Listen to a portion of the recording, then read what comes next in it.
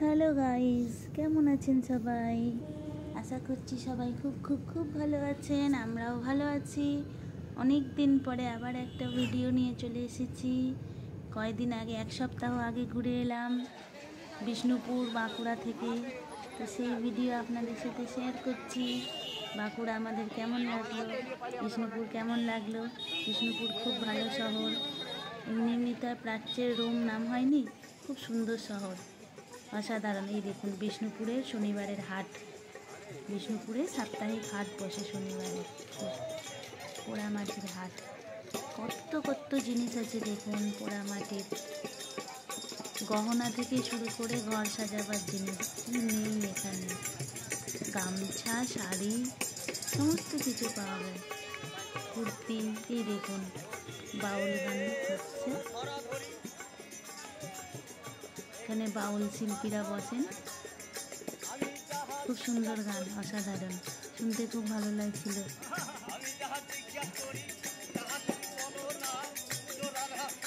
পুরো বীরভূমের, বাঁকুড়ার মাটির সুর তাদের গলায়, ভীষণ সুন্দর।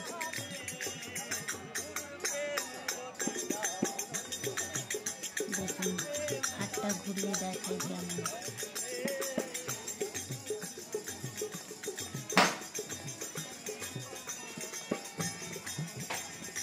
হাতে একদিন সময় থাকলেই বিষ্ণুপুর শহরটা ঘুরে দেখা যায়। এটা একটা বিষ্ণুপুর পৌরসভা, খুব ভালো জায়গা। আমরা বিষ্ণুপুরে একটা দিন ছিলাম, পুরো রাতেও ছিলাম। বিষ্ণুপুরের রাজমঞ্চের সামনে হোটেল দেবরূপ ইনে ছিলাম আমরা। হোটেলটাও ভালো, মোটামুটি রিজনেবল প্রাইসের মধ্যে, বেশ ভালো।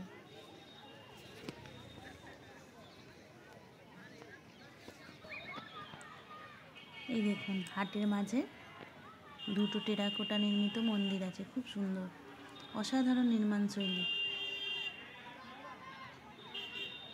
মল্ল রাজাদের নির্মিত এই মন্দির টেরাকোটার। এইগুলো কালকে আমরা সকালে যাব সাইট সিনে, আজকে বিকেলেই এসে পৌঁছেছি বিষ্ণুপুর। তো হাটে এসে গেছি ঘুরতে, কাল সকালে এই সাইট সিইংয়ে গিয়ে এগুলো দেখব। এই দেখুন কত গহনা, গোপাল ঠাকুরের জামা। তাহলে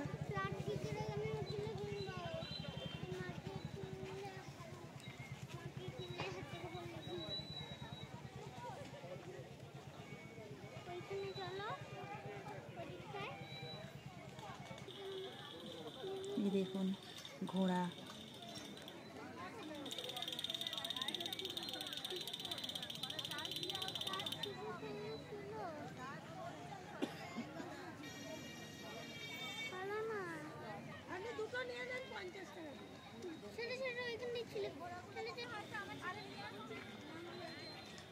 এই আমাদের এইদিকে কলকাতায় যেমন হস্তশিল্প মেলা হয় না, ওরকম হস্তশিল্পের বাজার পুরো, খুব সুন্দর। এই দেখুন পরের দিন সকালে আমরা সাইট সিইংয়ে বেরিয়ে পড়েছি। এই হলো প্রথম মন্দির, এটা হচ্ছে রাসমঞ্চ। এইখানে গিয়ে প্রথমে আপনাকে টিকিট করাতে হবে। ওই একটা জায়গায় টিকিট কাটলেই বিষ্ণুপুরে 3-4টে মন্দির দেখা যাবে। এটা হচ্ছে রাসমঞ্চ, এখানে টিকিট করবেন। অনলাইন টিকিট করলে 20 টাকা, আর এমনি টিকিট কাউন্টার থেকে টিকিট কাটলে 25 টাকা। এটা মল্লরাজ বীর হাম্বির দেব 1600 খ্রিস্টাব্দে নির্মাণ করেছিলেন। এই পুরাতাত্ত্বিক নিদর্শনটি খুবই সুন্দর, মনোমুগ্ধকর, আর অসাধারণ এর নির্মাণ শৈলী। এখানে 1600 থেকে 1932 খ্রিস্টাব্দ পর্যন্ত খুব বড় করে রাস উৎসব হতো। সারা বিষ্ণুপুরে যেখানে যত মন্দিরের রাধাকৃষ্ণ বিগ্রহ আছেন, ওই রাসের সময় সমস্ত ওই রাধাকৃষ্ণ বিগ্রহগুলিকে এক জায়গায় আনা হতো, এক জায়গায় রাস উৎসব পালিত হতো। এখন আর সেই উৎসব পালিত হয় না, তবে এটা পুরাতাত্ত্বিক নিদর্শন হিসাবে আজও বিস্ময় উদ্রেক করে সকলের মধ্যে। ভীষণ ভালো, দেখুন আমার মেয়ে কত আনন্দ পাচ্ছে। তানি তো ওখান থেকে আসতেই চাইছিল না, এইভাবে ফটো তুলে দাও, ওইভাবে ফটো তুলে দাও, এখানে দৌড়ে চলে যাচ্ছে, এইসব করছিল।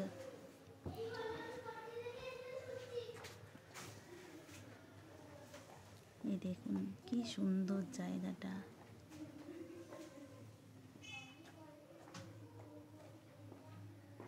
এখানে যদিও ভিডিওগ্রাফি করতে বারণ করছিল, তাও করে নিয়ে এসেছি, পরে পরে দেখবো আর আপনাদেরও দেখাবো বলে।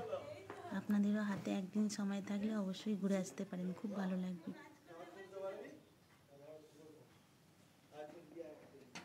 এখানে সব হবে না।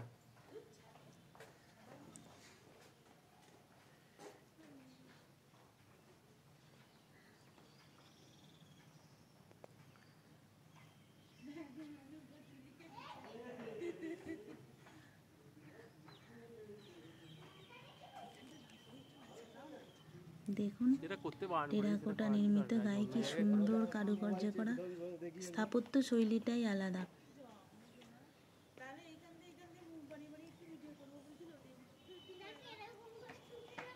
এই দেখুন প্রতিটি দেওয়ালের গাত্রে এরকম সুন্দর সুন্দর অসাধারণ ভঙ্গিমায় নানা রকম মূর্তি করা আছে। দেখুন মেয়ে শুধু চারিদিকে দাঁড়িয়ে পড়ছে, ফটো তুলে দাও, ভিডিও করে দাও। হয়ে গেছে, চলো।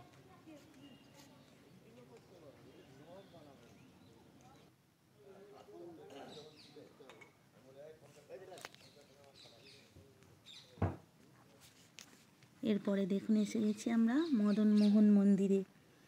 এটি 1694 খ্রিস্টাব্দে এই মল্লরাজ দুর্জন সিংহ নির্মাণ করেছিলেন। এই মন্দির নির্মাণ শৈলীটি হলো একরত্ন মন্দির নির্মাণ শৈলী। এখানে মন্দিরটার দেওয়ালে কৃষ্ণলীলা, তারপর দশাবতার, নানা রকম পৌরাণিক কাহিনী পুরো চিত্রিত আছে ভিতরটায়। তো এই উপর দিয়ে উঠলে ভিতরটায়, কিন্তু ভিডিওগ্রাফি করতে বারণ করছিল ভিতরে ঢুকে, সেই জন্য করা হয়নি। কিন্তু খুব সুন্দর, এখনও নষ্ট হয়নি, খুব ভালো আছে। এখানে এখনো পূজা হয়।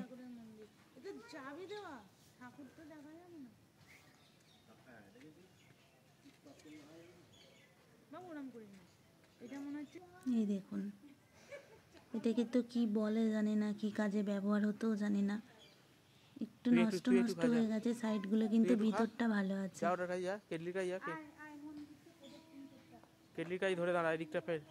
আমার মেয়ে বলছে এটা কেটলি, এখানে চা থাকতো।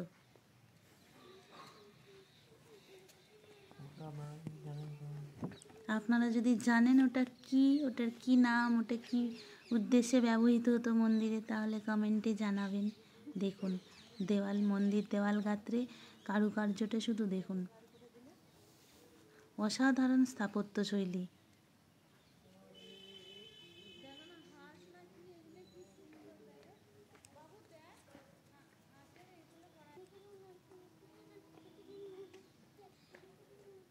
এখানে সব মন্দিরে এখন আর পুজো হয় না, কয়েকটা মন্দিরেই শুধু পুজো হয়। এখানে কৃষ্ণকে মদনমোহন নামে পূজা করা হয়।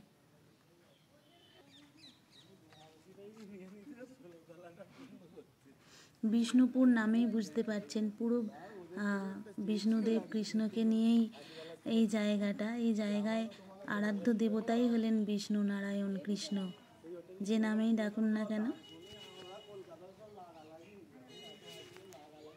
তাহলে পুরানো কেল্লার তোরণদ্বার, গেট অফ ওল্ড ফোর্ট।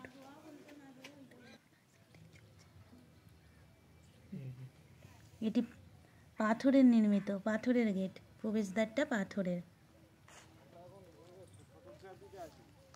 দেখুন এদিকে তাকাও, দাঁড়াও দাঁড়াও দাঁড়াও।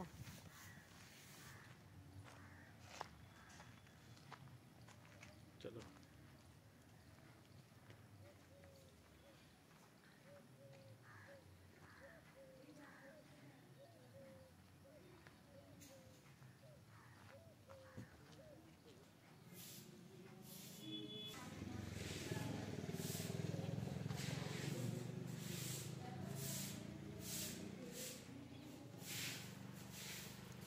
দেখুন গেটের উপর দিকটা কি সুন্দর।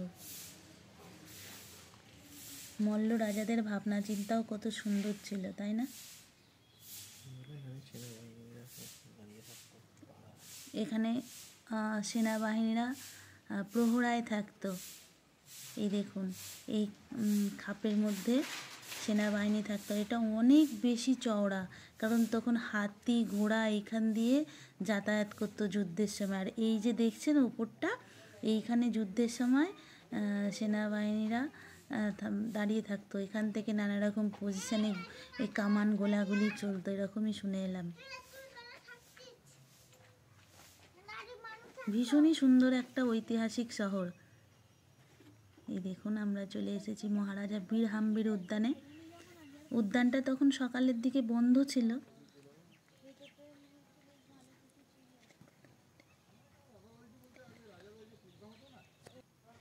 দেখুন এই দেখুন এটা হলো রাধেশ্যাম মন্দির।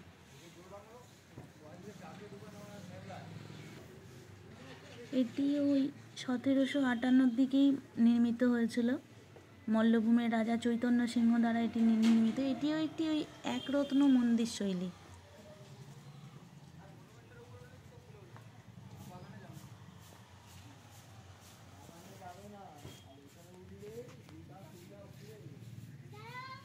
দেখুন এইখান থেকেই সমস্ত তথ্য জানতে পেরেছি। এগুলো ওই আর্কিওলজিক্যাল সার্ভে অফ ইন্ডিয়া থেকে এই বোর্ডগুলো লাগানো আছে। আর সমস্ত তথ্য, বেশিরভাগ তথ্যই এখান থেকে পেয়েছি। তারপরে ওখানকার কিছু স্থানীয় মানুষজন বা যেই টোটো দাদা আমাদেরকে এই সাইট সিইংগুলো করিয়েছে সকালে, তার থেকেও কিছু জানতে পেরেছি। তবে গাইড নিলে আপনারা আরও ভালো করে জানতে পারবেন। আমরা যেহেতু গাইড নেইনি, আমাদের একটু তাড়া ছিল, তো গাইড নেইনি, নিজেরাই ঘুরেছি। তবে ওখানকার মানুষজন ভীষণ আন্তরিক। টোটো দাদাও অনেক কিছু বুঝিয়ে বুঝিয়ে বলেছেন যে এরকমভাবে যেতে হয়, এটা এরকম এই কাজে ব্যবহৃত হতো, কোনটা কিছু সব কিছু বলে বলে বুঝিয়ে বুঝিয়ে দিচ্ছিলেন। ওখানকার মানুষজনও ভীষণ ভালো। দেখুন এগুলো একটা ঐতিহাসিক নিদর্শন আমাদের পশ্চিমবঙ্গের বুকে। কত সুন্দর, নির্মাণশৈলী অসাধারণ।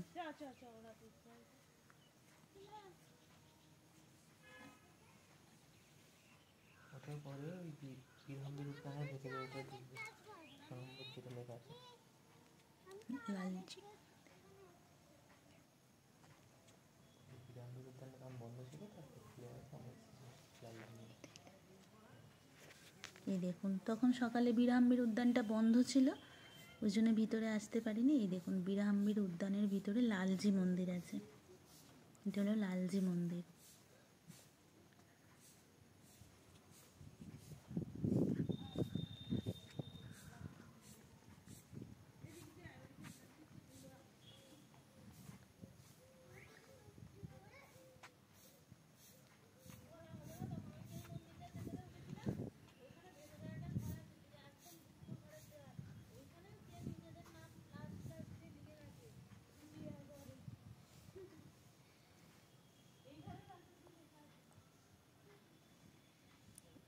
এটা হচ্ছে একটা নাট মঞ্চ, মানে নাট বাংলা আমরা যেটাকে বলি।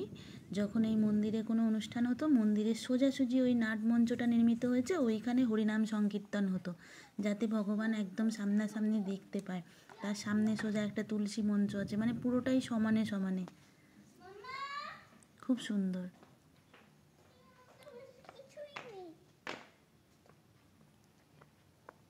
এখানে পূজা অর্চনা না হলেও খুব পরিষ্কার পরিচ্ছন্নভাবে রাখা আছে, খুব যত্ন সহকারে, যাতে আর কিছু যেটুকু যা নষ্ট হয়েছে হোক, বাকিটা যেন থাকে, এরকমভাবে এটা রাখা হয়েছে। খুব সুন্দর জায়গাগুলো দেখুন। তবে আমি বলবো একটু ঠান্ডার সময় যাওয়াই ভালো। গ্রীষ্মকালে গেলে এত বড়, খুব বড় বড় মন্দির, আর ঘুরতে একটু কষ্ট হয়ে যাবে। তো ঠান্ডার সময় বিষ্ণুপুরটা ঘুরলে খুব ভালো লাগবে।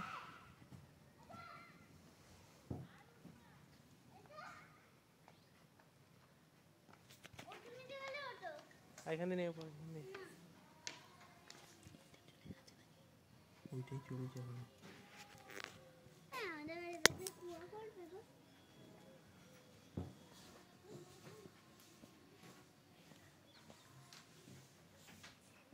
এই দেখুন নাট মঞ্চের ওপর আমি উঠে বসে আছি, আমার তো খুব ভালো লেগেছে জায়গাটা, আসতেই ইচ্ছা করছিল না। এই দেখুন নাট মঞ্চের সামনে তুলসী মঞ্চ, প্রত্যেকটা মন্দিরের সাথে সাথে আলাদা আলাদা তুলসী মঞ্চ আছে, আর তুলসী মঞ্চগুলোরও নির্মাণশৈলী অসাধারণ।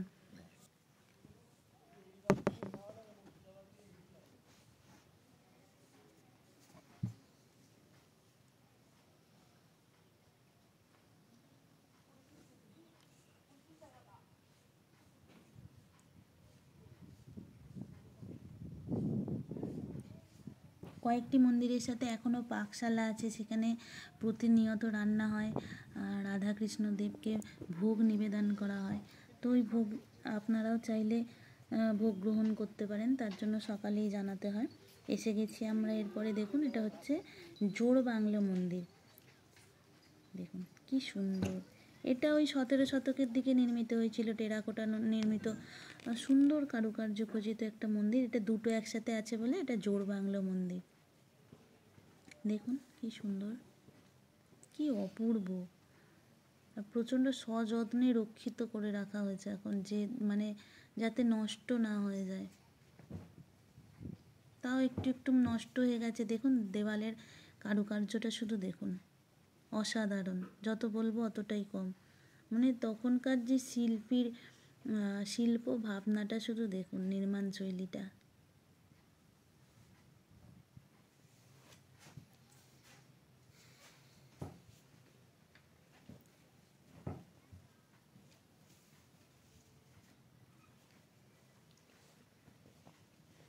তখনকার যে সমস্ত শিল্প ভাস্কর্য সত্যি বিস্ময়ের উদ্রেক করে, যে কী পরিমাণ গুণী ভাস্কর ছিলেন তারা।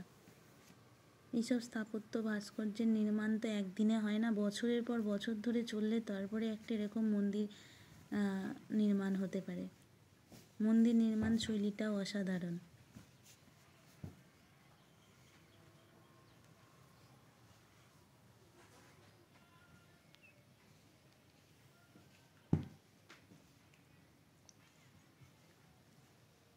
আমি তো শুধু অবাক হয়ে দেখছি, চোখে শুধু চোখ ভরা বিস্ময়, যে এত সুন্দর জায়গা আমার বাড়ির কাছাকাছিই ছিল, কিন্তু এতদিন যাওয়া হয়নি, এটা ভেবেই আমি আরও বেশি অবাক হচ্ছি।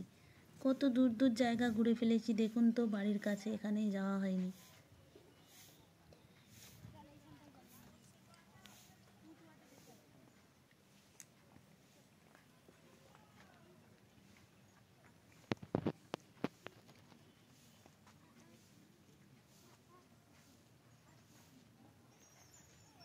এই দেখুন জোড় বাংলো মন্দিরের সামনে টেরাকোটা নির্মিত নানা রকম হস্তশিল্প বিক্রি হচ্ছে, আর এগুলো হচ্ছে কাঠের, হরিণের মুখ, মা দুর্গার মুখ, অনেক কিছু রয়েছে। এগুলো ঠিক কি বলে জানি না, মনে হচ্ছে এটা ডোকরা, এই শিল্পটার নাম। এক সেকেন্ড। ডোকরা, টেরাকোটা এইসব জিনিসই ওখানে বেশি বিক্রি হচ্ছিল। আমরা কিনেছি, ঘোড়া কিনেছি, তানি দুটো ছোট ছোট হাতি কিনেছে ওর গোপালকে দেবে বলে, চায়ের কাপ কিনেছি। তানি এই বড় ঘোড়াগুলো চাইছিল, বললো যে এগুলো বাড়িতে রাখবো সামনে, আর পিঠে উঠবো মাঝে মাঝে। এই এক জোড়া বড় ঘোড়াটার দাম জিজ্ঞাসা করছিলাম, এই বড় ঘোড়াটার দাম 19,000 টাকা এক জোড়া। নানা রকম দামের মধ্যে জিনিস আছে। বলছিল যে ওই ঘোড়াগুলো মানে সাবান শ্যাম্পু যা কিছুই দিয়ে ধোয়া হোক না কেন, রঙের কোনো পরিবর্তন হবে না। এই দেখুন মল্ল রাজাদের নামে এতক্ষণ শুধুই ভালো ভালো বলছিলাম, মল্ল রাজারা আগেও ছিলেন। ওই যে গেল, ওটা হচ্ছে গুম ঘর, কেউ অন্যায় করলে তার শাস্তি হতো, হাতে পায়ে দড়ি বেঁধে এনে মই দিয়ে ওপর থেকে নিচে ফেলে দেওয়া হতো। ওই গুম ঘর থেকে আর বেরোনোর কোনো উপায় থাকতো না। যদি কোনোভাবে শাস্তি মুকুব করা হতো তো তাহলে আবার ওই মই নামিয়ে তাকে তোলা হতো, নাহলে তো সে ওখানেই শেষ।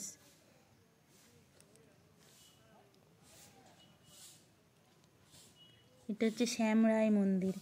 এই মন্দিরটা হচ্ছে 5 চূড়া বিশিষ্ট পঞ্চরত্ন মন্দির স্থাপত্য শৈলীতে নির্মিত হয়েছে। মধ্যযুগীয় বাংলায় এই শিল্পরীতিটির খুব ভীষণভাবেই বিকাশ ঘটেছিল।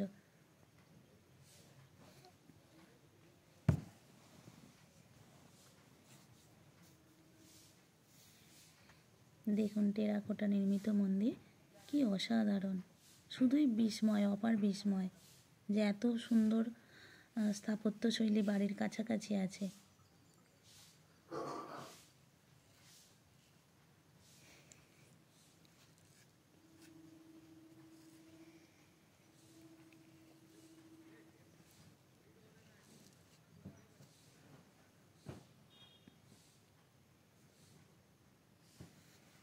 দেখুন কত সুন্দর।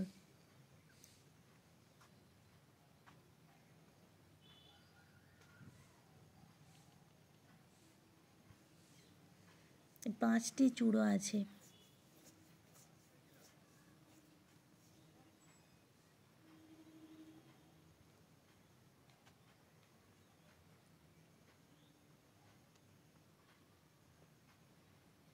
এই মন্দির নির্মাণ শৈলী থেকেই পরবর্তীকালে অনেক জায়গায় নবরত্ন, অষ্টরত্ন এরকম মন্দিরগুলি নির্মিত হয়েছে। যেমন আমাদের এখানে দক্ষিণেশ্বরের মন্দির আছে, এইগুলির আদলেই ওইগুলি পরবর্তীকালে তৈরি হয়েছে, যতটা শুনেছি, ঠিক জানি না।